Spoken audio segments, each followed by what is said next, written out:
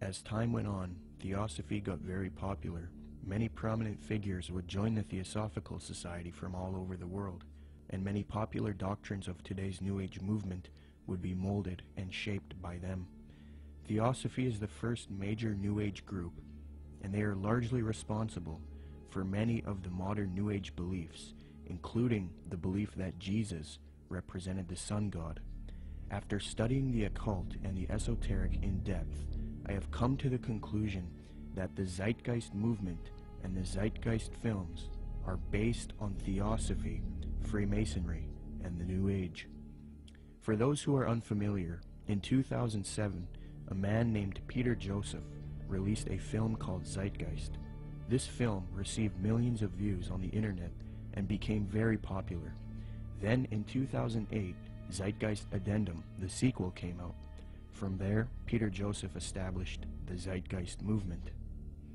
Whether Zeitgeist was a film that was intended by Peter Joseph or whoever was behind it to be what it ended up being, I don't know. But I can say that the message that's being expressed by Zeitgeist is without a doubt the most clear depiction of the mystery school ideology, and it's done in such a way to be, it's kind of what I've described as a sort of mystery schools for dummies. It's a way to get people that normally wouldn't be setting foot to any various secret societies. It's a way to indoctrinate them and get them to believe in the same sort of elitist mindset without having to go through any particular initiation.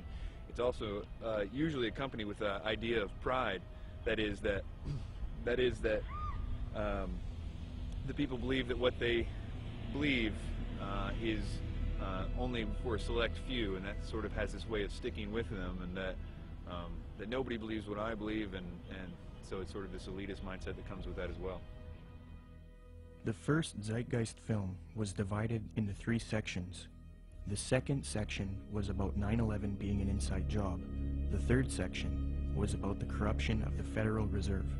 I have no real issue with the last 2 sections, but since the release of the first Zeitgeist film, Peter Joseph, the creator, has distanced himself from the 9/11 issue altogether.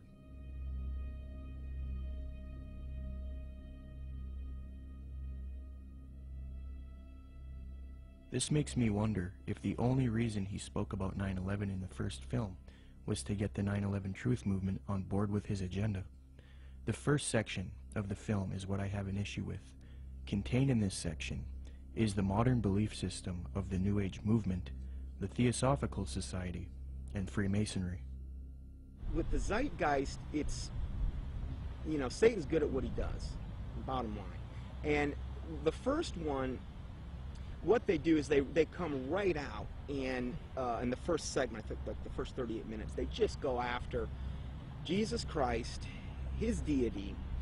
Basically what they try to do is convince everyone that Jesus Christ is just a knockoff of Horus and a lot of the other pagan deities, and they try to draw all these parallels and similarities. These parallels and similarities have all been debunked by Bible scholars and things. In fact, I think there's even a couple challenges up on the internet, the Zeitgeist Challenge, where they offer money if they can actually.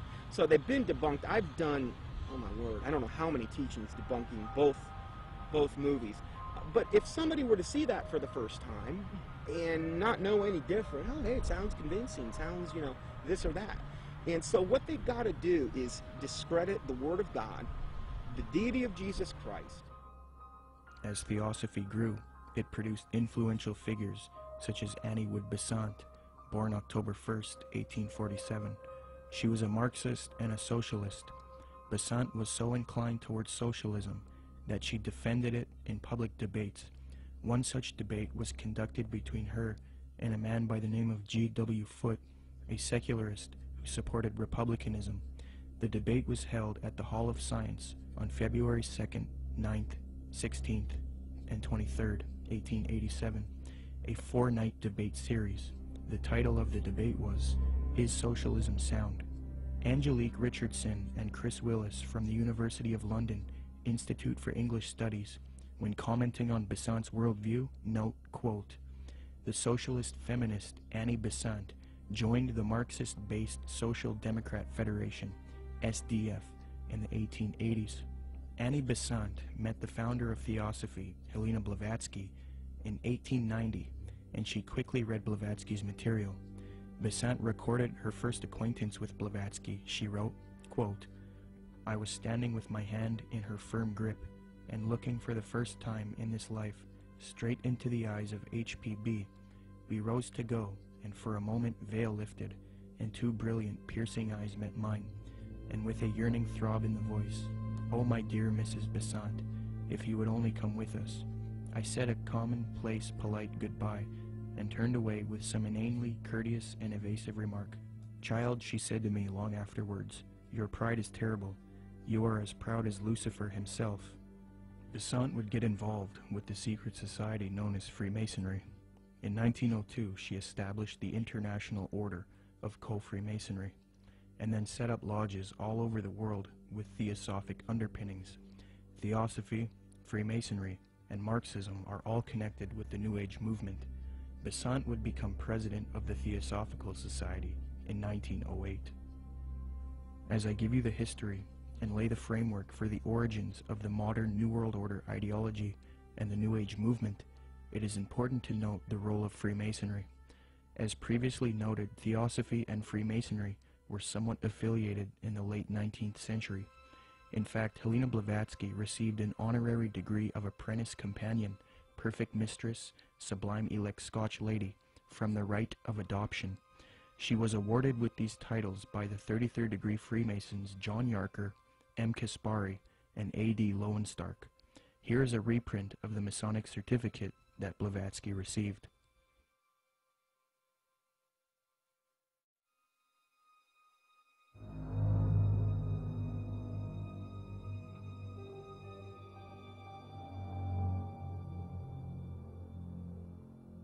There are many different views on the origins of Freemasonry.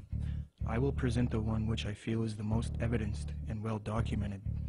Modern speculative Freemasonry wasn't officially established until 1717 in London with the founding of the First Grand Lodge. Prior to that, there were Masonic lodges in the late 16th century. You first have operative Masonry involving those who would work with stone and who were part of a stone guild that built cathedrals and buildings in the Middle Ages. Around the 17th century, these operative Masons started accepting people into their craft who were not simply stoneworkers. Soon Masonry was not simply limited to stoneworkers. They then later developed into modern speculative Freemasonry of today, which involves secret handshakes, codes, symbolism, mythology, and legendary. The earliest documentation of the word Freemason is in the calendar of the coroner's rolls of the City of London. This is dated 1378 AD, edited by Reginald Sharp and published in 1913. Commenting on the origins of Freemasonry, Harry Carr remarks, quote, "It developed in Britain out of the building trades and fraternities, whose history goes back some 600 years in England. I do insist, however, that our present-day speculative Freemasonry is directly descended from the operative Masonry, whose beginnings we can trace back to the earliest record of organization among Masons in 1356. As far back as 1917, as modern Masonry was already 200 years old, people were recognizing the connection Freemasonry and Theosophy had. In the 1917 work, Heresies Exposed, W. Host remarks, quote, "Freemasonry viewed doctrinally is Theosophy."